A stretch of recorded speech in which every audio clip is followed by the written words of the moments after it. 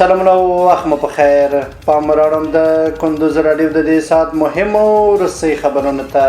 نن چهارشنبه د مرغومې دریمه نیټه ده چې د 2025 کال د دسمبر له 24 نیټې سره سمون لري. روانه خبري غړي درته عبدالجلیل احساس وړاندې کوم، خو په پیل کې هم د څو مهمو خبرونو سره ټکي. په کندوز کې 200 اړمنو کورنۍ ته خوراکي او ژمنۍ مرستې وویشل شوې. په بلخ کې د راستنه شوو افغان کډوالو د سرپناه او روغتیايي خدمتونو کمښت. په تیره میاشت کې د اوسپنې پټلۍ له لارې 640,000 ټنه توکي انتقال شوي. او د خیبر پښتونخوا کرک کې د پولیسو پر موټر برید کې 15 تنه پاکستانی پولیس وژل شوي.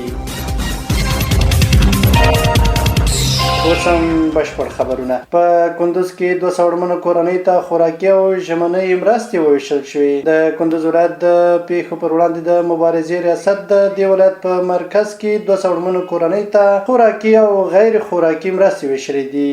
د یاد ریاست د معلوماتو له مخې په دغه مرستو کې غنم او یو شمېر اړین ژمني توکي شامل وو چې موخه یې د اړمنو کورنیو د ژوندانه د ستونزو کمول دي. مرسته اخیستونکو د یاد ریاست له هڅو مننه کړې او د ورته مرستو د دوام غوښتنه یې کړې ده. په بلخ کې د راستنه شوو افغان کډوالو د سرپناه او روغتیايي خدمتونو کمښت. له ایران او پاکستانه تازه راستنه شوي یو شمېر افغان کډوال چې په بلخ کې په لنډمهالې پنغالي کې مشت دي د مناسب سرپناه خوړو او روغتیايي خدمتونو له نشتوالي شکایت لري. دوی وایي د ژمي سړې هوا له امله شپې ورځې په خیمو کې تیروي چې له همدې امله ماشومان ناروغه شوي دي. بلخوا د بلخ د کډوالو او راستنېدونکو چارو ریاست د ستونزې پخلی کړی او ویلي دي چې د مرستندویه بنسټونو او خیري ادارو په همکارۍ یادو کډوالو ته د بیړنیو مرستو لپاره هڅې روانې دي.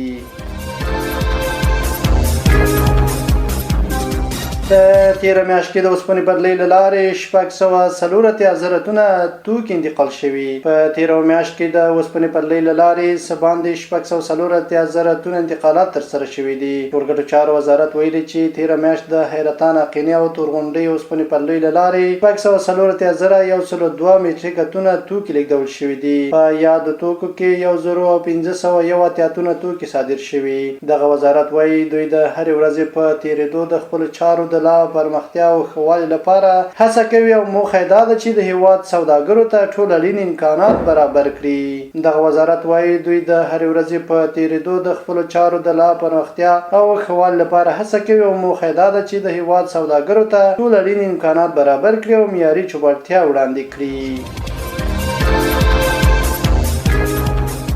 او وروستۍ خبر دا چې د خیبر پښتونخوا کرک کې د پولیسو پر موټر برید کې 15 تنه پاکستانی پولیس وژل شوي. د خیبر پښتونخوا په کرک ولسوالۍ کې د پاکستانی پولیسو پر موټر وسلوال برید شوی چې له امله 15 پولیس وژل شوي دي. د راپورونو له مخې برید د کرک ولسوالۍ ګورګوري سیمه کې پر هغو پولیسو شوی چې د تیلو او ګازو شرکت د ساتنې پر دندې بوخت وو. د راپور له مخې تر پیښې وروسته د پولیسو موټر هم سوځېدلی. د پاکستان د کورنیو چارو وزیر محسن نقوي د پیښې پخلی کړی او ویلي دي چې په کرک ولسوالۍ کې د پولیسو پر موټر برید کې 15 پولیس وژل شوي دي. تر دې دمه کومې ډلې د برید مسؤلیت نه دی منلی. دا و د دې مهال مهمه وروستۍ خبرونه. تر بیا ښه وختونه. لوی الله مل شه.